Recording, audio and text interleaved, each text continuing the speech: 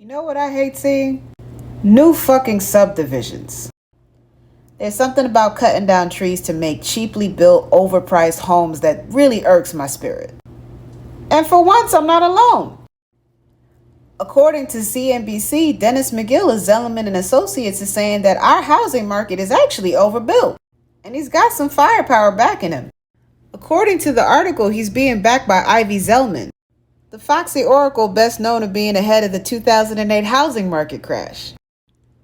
And the two of them are basically saying that between a slowdown in population growth as well as household formation, coupled with the fact that builders are being over optimistic because the market is really hot right now, we're going to end up with more houses than we need. But I feel like their argument is missing a little pizzazz. Take, for instance, corporate home ownership. You got companies like Invitation Homes and American Homes for Rent acting as key players in the single-family residential game.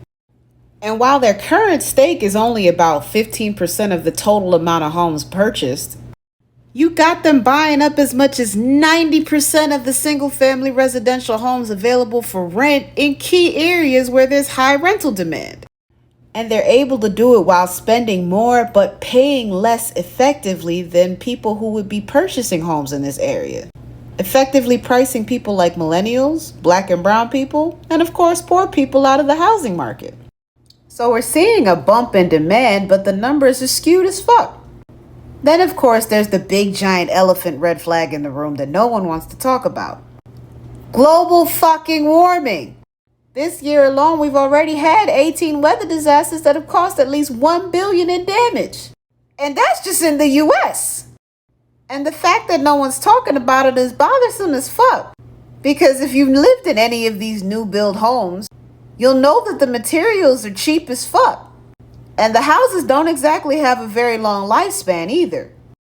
So not only are these houses going to be overbuilt, and no one's going to be able to afford to buy them, but they're probably not going to be able to withstand the weather changes coming our way. A factor that it seems only Denmark realizes, as they were one of the few places on the internet talking about the potential damages that we look to face with global warming, with buildings at risk for collapse and much more as a result of more storms and all of the other things that come with it. But sure, keep cutting down the trees we need to combat climate change to build houses that no one can afford. Your grandchildren will thank you. Thanks for watching, and don't forget to subscribe.